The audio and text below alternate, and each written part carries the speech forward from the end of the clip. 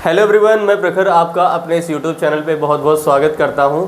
NCERT ने एक बार फिर से अपनी जो किताबें हैं उसमें बदलाव कर दी है और वो क्या बदलाव हुए हैं उस चीज़ को अगर हम आज के इस वीडियो में समझें तो क्लास 8th और 7th की जो हिस्ट्री की बुक है उसमें बड़ा चेंज किया गया है। अब वो चेंज क्या हुआ है, कैसे जो है उसका जो सिलेबस था उसमें जो टॉपिक्स थे उसको जो चेंज किया गया है उसको हम इस वीडियो में समझने वाले हैं।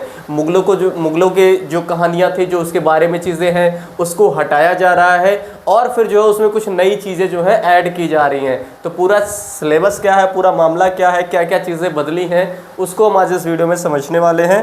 तो आइए अपना लेक्चर शुरू करते हैं। और उससे पहले ये देखिए कि एनसीईआरटी ने क्लास 7वीं की किताबों के सिलेबस में बड़ा बदलाव किया है। और बदलाव भी किस सब्जेक्ट में हुआ है? हिस्ट्री की बुक में। ठीक है, हिस्ट्री ज्योग्राफी की टेक्स्ट बुक में मुगल सल्तनत और दिल्ली सल्तनत के टॉपिक्स हटा दिए गए। मतलब अभी जो आप क्लास 7th में अगर है तो आपकी जो हिस्ट्री की बुक है उसमें आपने देखा होगा कि शुरुआती जो टॉपिक्स है, मतलब जो चैप्टर्स हैं उसमें आपको दिल्ली सल्तनत के बारे में बताया गया और फिर मुगल सल्तनत के बारे में जानकारी दी गई है। ये चैप्टर्स आपके हैं।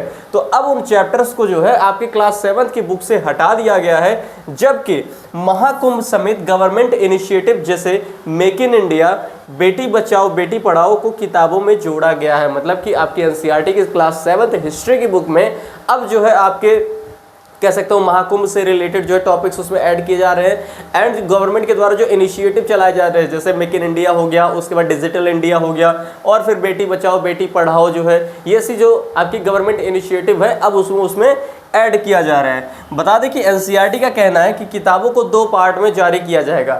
ये केवल किताबों का पहला पार्ट है और पहला पार्ट का नाम क्या है आप देख सकते हैं यहाँ पे।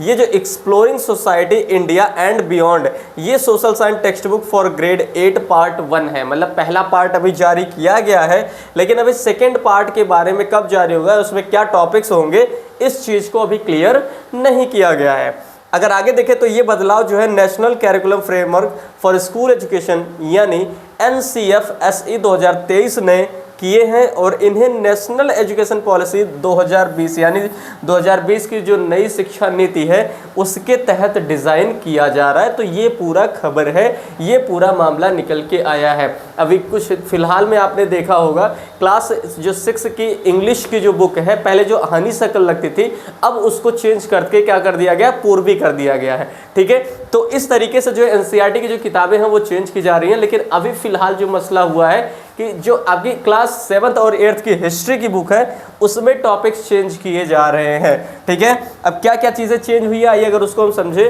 तो फिर मुगल बादशाह बाबर के बारे में क्या चीज़ें बताई गई हैं अगर उसको हम समझे तो देखिए, आत्मकथा बाबर को मुजमित और बौद्धिक रूप से जिज्ञासु बताती है। ठीक है, और इसमें क्या लिखा गया है कि लेकिन वह एक क्रूर और निर्दयी विजेता भी था जिसने शहरों की पूरी आबादी का कत्लेआम किया, महिलाओं और बच्चों को गुलाम बनाया और लूटे गए शहरों के कत्ल किए और लोगों की खोपड़ियों की मीनारें बनवाई और इसमें वो गर्व महसूस करता था। ये बाबर की आत्मकथा पे ये चीज़ें वर्णित हैं। और अगर इसके बारे में देखें तो पुरानी किताबों में क्या है, बाबर को अपने पैतृक यमन को छोड़ने के लिए मजबूर किया गया था और काबुल फिर दिल्ली और आगरा पर कब्जा कर लिया गया था। ये चीज़ें बाबर के बारे में बताई गई थी जो आपकी पुरानी एनसीईआरटी की बुक जो क्लास 7th में थी उसमें ये चीज़ें वर्णित है। ठीक है, और अगर आगे देखें तो अकबर के शासनकाल के बारे में क्या कहा गया, मतलब अकबर को किस तरीके से जो उसमें दर्शाया गया, बताया गया है।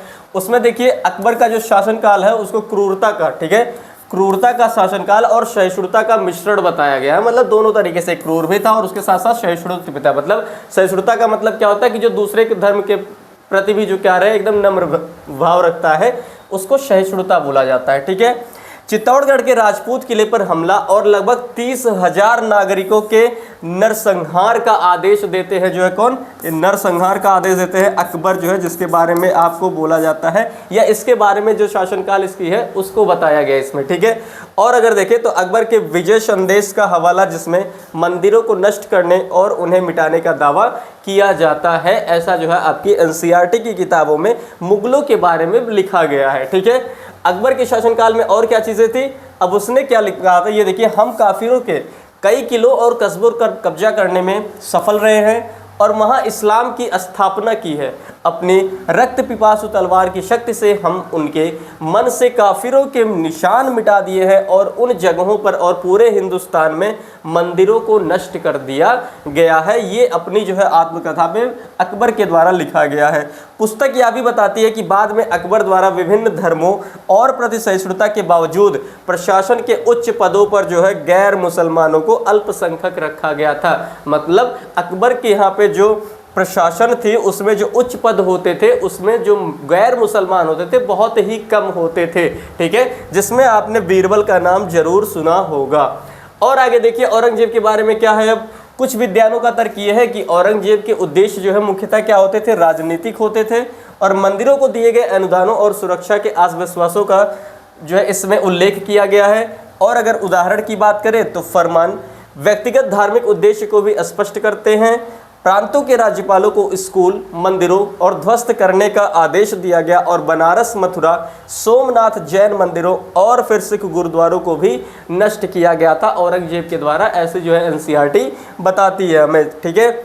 और अगर इसमें और चीज़ देखा जाए तो एनसीईआरटी ने क्या कहा जो है इस घटना को लेकर, मतलब जो उसने चेंजेस कर रही थी तो इसको लेकर एनसीईआरटी ने क्या बोला, इस घटनाओं को शामिल करने का औचित्य इतिहास के कुछ अंधकारमय कालखंडों पर नोट में समझाया गया। मतलब अगर आप मुगल इतिहास पढ़ते हैं तो उसमें जो कुछ ऐसे टॉपिक्स हैं जिनको अंधकार में कह सकते हो या फिर उनको निगलेक्ट किया जा रहा था, उस चीज़ों पे प्रकाश डाला जा रहा है। और ये बताया गया कि ताकि यह स्पष्ट हो सके कि अतीत की घटनाओं के लिए आज किसी को भी जिम्मेदार नहीं ठहराया जाना चाहिए। नई पाठ्य पुस्तकों में NEP यानी नई जो न्यू एजुकेशन पॉलिसी है और NCF-SE 2023 को प्रतिबिंबित करने की उम्मीद है। और इसी ने ही इस पूरी जो है इसमें जो नई कैरिकुलम जो है या नई NCERT की जो किताबें हैं वो डिज़ाइन की जा रही हैं, किसके द्वारा, इस जो है NCF-SE के द्वारा, ठीक है। और फिर क्या खास बात है इसमें, जो मराठा है, अहोम डायनेस्टी आपने पढ़ा होगा, राजपूतों और सिखों पर आधारित अध्याय छत्रपति शिवाजी महाराज, ताराबाई और अहिल्याबाई होलकर जैसी हस्तियों पर प्रकाश डालते हैं। छत्रपति शिवाजी महाराज को एक कुशल रणनीतिक के रूप में वर्णित किया गया है जिन्होंने अन्य धर्मों का सम्मान करते हुए हिंदू मूल्यों को कायम रखा। पुस्तकों पर अपवित्र मंदिरों का पुनर्निर्माण में उनके प्रयासों का उल्लेख है। मतलब जो नई एनसीईआरटी की बुक जो है जारी की जा रही है उसमें इन सब टॉपिक्स को जो है मुख्य स्थान दिया गया है, जिसमें आपके मराठास हैं, अहोम है और फिर राजपूत और सिख साम्राज्य था पूरा, इन सब पे जो है विशेष जोर दिया गया है। और विशेषकर मराठा साम्राज्य में छत्रपति शिवाजी के जो है बारे में उल्लेख किया गया है, ठीक है।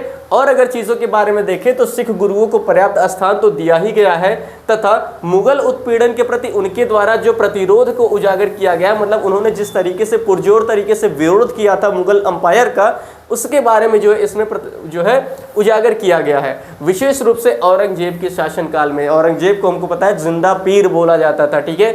पुस्तक में हाशिए पर पड़ी आवाज़ों के लिए भी जगह बनाई गई है, जिसमें आपने संथाल विद्रोह पढ़ा होगा, नील विद्रोह पढ़ा होगा, कोल विद्रोह पढ़ा होगा। इन सब चीज़ों को भी जो है अब इस जो है नई एनसीईआरटी की जो बुक आई है उसमें जो है क्या किया गया, ऐड किया गया है, ठीक है। तो ये पूरा न्यूज़ था। इसमें जो है अलाउद्दीन खिलजी के जो बारे में दिया गया कि जो उसमें मलिक कफूर है वो कैसे जो है विभिन्न जगहों पे जाके मंदिरों को नष्ट करता है, जजिया टैक्स के बारे में जो है बताया गया है। तो ये सब चीज़ें जो है एनसीईआरटी की बुक में थी।